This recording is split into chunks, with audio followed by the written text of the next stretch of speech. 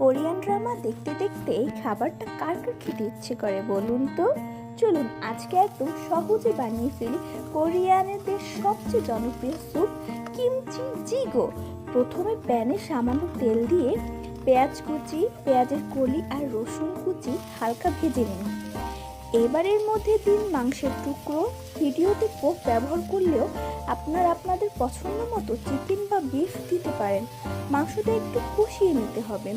মাংসের রং বদলে এলে এর মধ্যে দিন 2 কাপ পরিমাণের কোরিয়ান কিমচি। একটু নেড়ে চেড়ে 3 কাপ পানি দিয়ে দিন।